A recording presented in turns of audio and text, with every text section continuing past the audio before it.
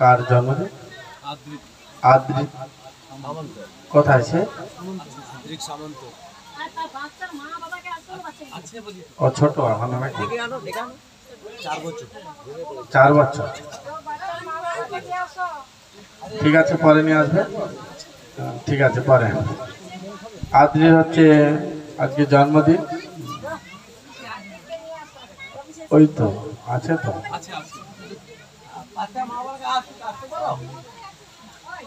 যেহেতু সব প্রত্যেকে এসেছেন, এখন চন্দন যাত্রা চলছে, সবাই জানে। সেই শুভক্ষণে আমরা উপস্থিত হয়েছি আজকে চন্দন যাত্রার 3য় দিবস। মানে পঞ্চম। দেখতে দেখতে 5 দিন হয়ে গেল, 21 দিন চলবে। তো প্রভু আমাদের এখানে বসেছে। আমাদের অশোক প্রভু, আমাদের মন্দিরেও একটা অশোক প্রভু আছে।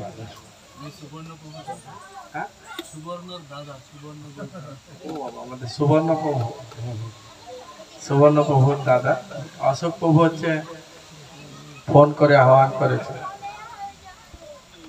তো যেহেতু বৈশাখ মাস খুব প্যাকটাক প্রোগ্রাম, সকাল থেকে আগুনের সাথে লড়ে লড়ে সোয়া করতে করতে এই বৈশাখ মাসটা খুব প্রোগ্রাম। তো প্রভু অনেক করে রিকোয়েস্ট করেছে। ঠিক আছে, তাহলে যাবো। আর কি করবো, হলদায় অনেকদিন আসা হয় না।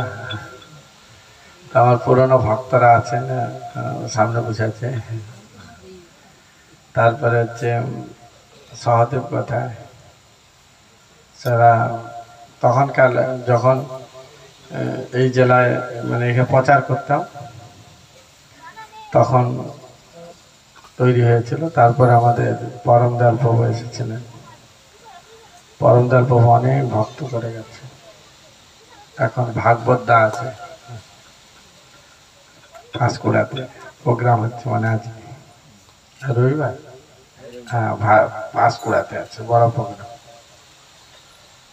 তো এইভাবে পদ্মনাথ প্রভু তো কদিন আগে এসে ঘুরে গেলেন। তো সবসময় আমাদের সিনিয়র প্রভুরা আসছেন যাচ্ছেন। ভক্তর শিবির দিয়েছে, হলদাতে মন্দির নির্মাণ হয়েছে। যখন গুরু মহারাজ আসে 2003 সাল হলদাতে, তখন এত ভক্ত ছিল না। তখন আমাদের বঙ্গশ্রী, রাধেশ্যাম এরাই অর্গানাইজ করেছিল। দুর্গাচকে প্রোগ্রাম হয়েছিল। হয়তো গুরু মহারাজের পাদস্পর্শে আজ হলদাতে এত ভক্ত, নামহট্টের ভক্ত।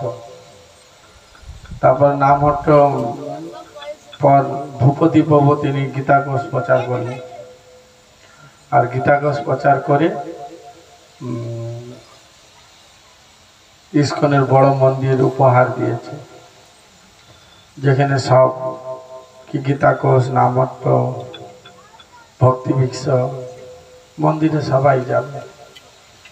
প্রভুপাদের আদর্শ এবং প্রভুপাদের ঠিকানা, সেখান থেকে কৃষ্ণ ভক্তি গড়ে উঠবে। তো পরমদয়াল প্রভু চলে যাওয়ার পর ভক্তরা একটু মুহ্যমান হয়ে পড়েছিল, কি হবে। জগতে আসা যাওয়া প্রত্যেকেরই সময় আসবে, কিন্তু ভগবত ভক্তি প্রভুপাদ এমন সিস্টেম করেছে, অন্য অন্য মিশন তাদের গুরুদেব অপকট হয়ে যাবার পর তাদের মিশনরা আস্তে আস্তে লুপ্ত হয়েছে। কিন্তু প্রভুপাদ এই ধরাধাম ছাড়ার পরও তার মিশনের শ্রীবৃদ্ধি হয়েছে।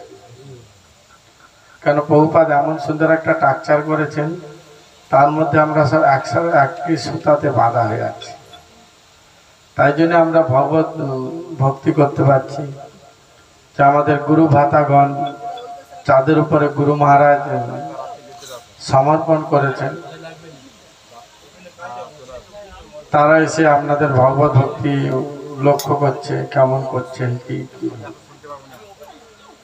তো যাই হোক, আজকে পঞ্চম দিবসে আর কয়েকদিন পরে নৃসিংহ চতুর্দশী। তা আপনাদের সঙ্গ কামনা করছি।